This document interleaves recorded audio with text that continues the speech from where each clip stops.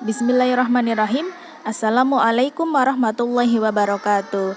Sabahul khair, solih dan solihah. Kaifa halukum? Ya, hari ini Ustazah akan memberikan materi untuk kalian. Materi tema 4, subtema 3, muatan pelajaran IPA. Materinya adalah tentang sumber energi terbarukan. Sumber energi terbarukan maksudnya adalah sumber energi yang dapat diperbarui. Sumber energi terbarukan adalah sumber energi yang tersedia di alam dalam jumlah yang tidak terbatas, bahkan dapat dimanfaatkan secara terus-menerus. Kenapa kok dapat digunakan secara terus-menerus? Ya, karena sumber energi ini dapat diperbarui. Beda dengan seperti sumber energi yang berasal dari batu bara, minyak bumi, itu kan tidak dapat diperbarui ya. Jadi suatu ketika itu bisa habis. Namun sumber energi yang terbarukan ini bisa dimanfaatkan secara terus-menerus karena terus-menerus dapat diperbarui. Apa saja sumber energi terbarukan? Yang pertama yaitu energi matahari. Energi matahari adalah energi terbarukan yang bersumber dari radiasi sinar dan panas yang dipancarkan matahari. Jadi, ada semuanya. Energi matahari ini ternyata dapat diubah menjadi energi listrik. Nah, pembangkit listrik yang digunakan untuk mengubah energi panas dari matahari menjadi energi listrik disebut dengan pembangkit listrik tenaga surya.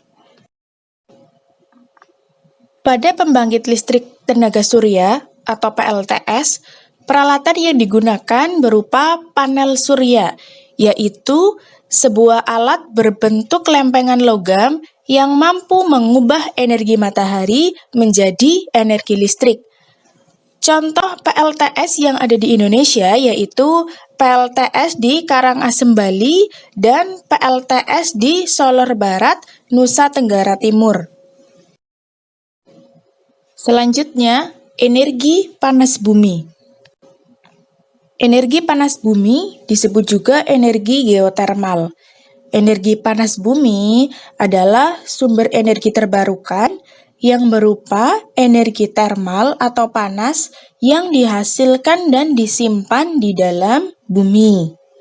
Nah, energi tersebut banyak digunakan terutama di daerah-daerah pegunungan. Kelebihan dari energi panas bumi yaitu menggunakan energi yang ekonomis, berlimpah, berkelanjutan, dan ramah lingkungan.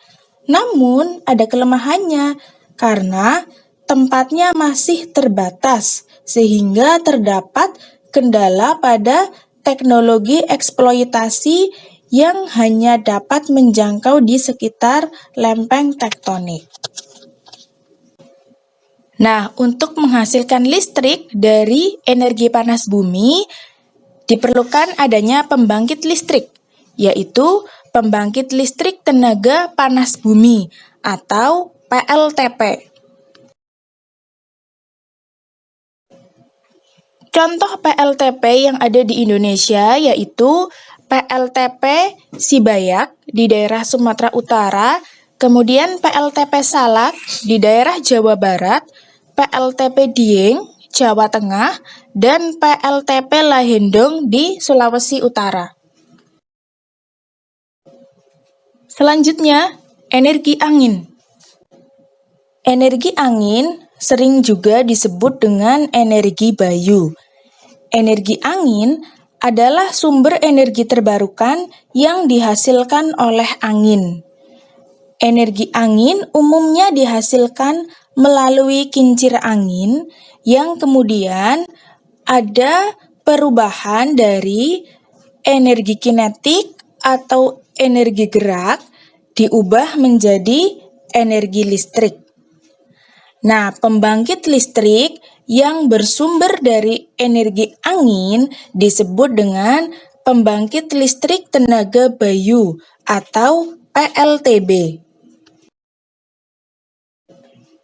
Contoh PLTB yang ada di Indonesia yaitu PLTB di daerah Samas, Bantul, Yogyakarta.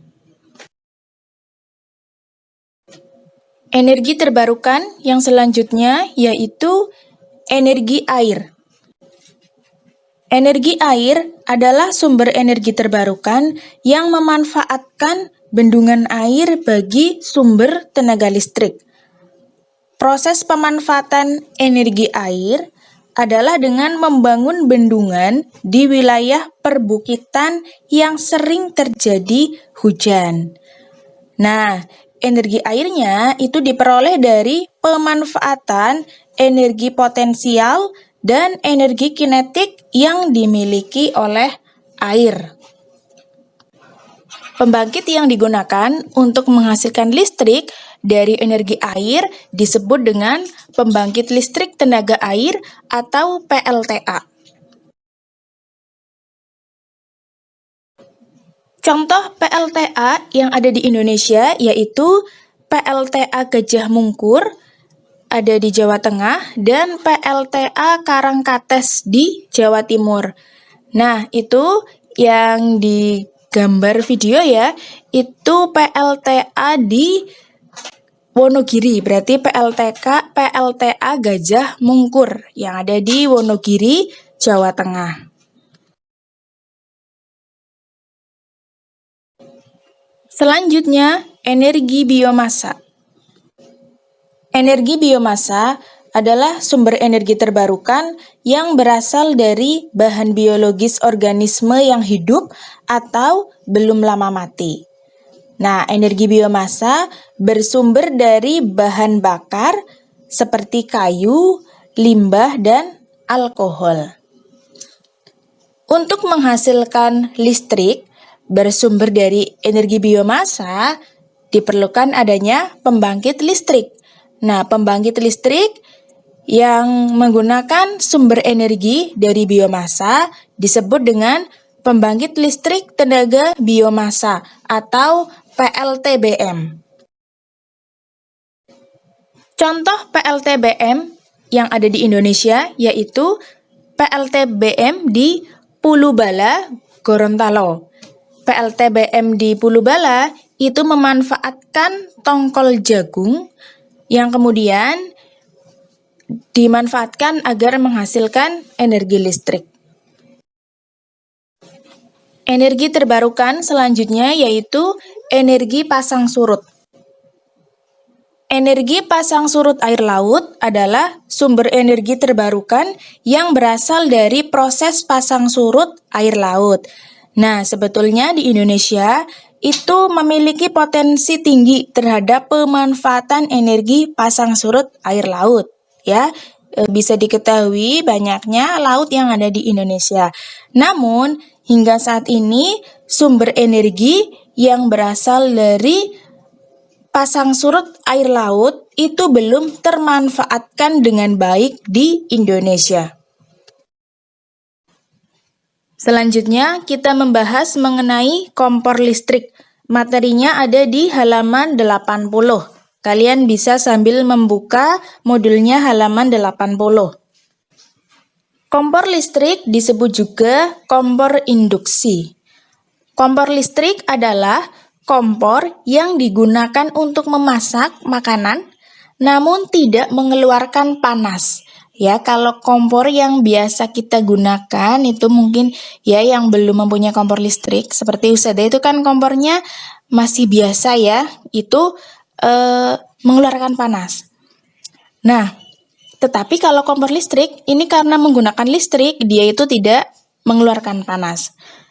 Nah, cara kerja kompor listrik adalah menggunakan prinsip induksi yang diatur oleh chip controller mikro yang menggunakan energi listrik. Nah, kompor listrik ini merupakan teknologi terbaru yang diadaptasi dari teknologi permanen elektromagnetik dari Jerman. Kompor listrik itu memiliki kelebihan, yaitu penggunaannya yang cukup efisien. Kenapa? Ya, karena kompor listrik itu dapat menyala dengan menghubungkan ke saluran listrik.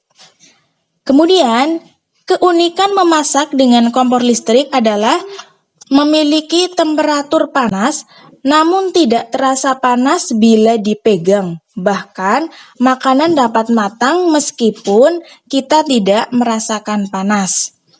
Nah, kenapa kok kompor listrik ini ketika dipegang tidak terasa panas? Ya, ini karena penggunaan panel yang terbuat dari bahan keramik. Bahan keramik ini berfungsi melawan panas api sehingga tidak akan terasa panas apabila dipegang. Nah, efek panas kompor listrik hanya dapat dirasakan pada permukaan logam alat masak kita. Ya, Anda semuanya, untuk tugas hari ini, silahkan kalian mengerjakan IPA halaman 93, bagian yang A, pilihan ganda ya, nomor 1 sampai 5, dan bagian yang B, nomor 1 dan 2 saja. Ya, tugasnya adalah mengerjakan halaman 93, pilihan ganda, nomor 1 sampai 5, dan bagian yang B isian nomor 1 dan 2. Ya, sekian pembelajaran dari Ustadzah hari ini. Semoga bermanfaat. Jazakumullahu khairan. Barakallahu fikum. Assalamualaikum warahmatullahi wabarakatuh.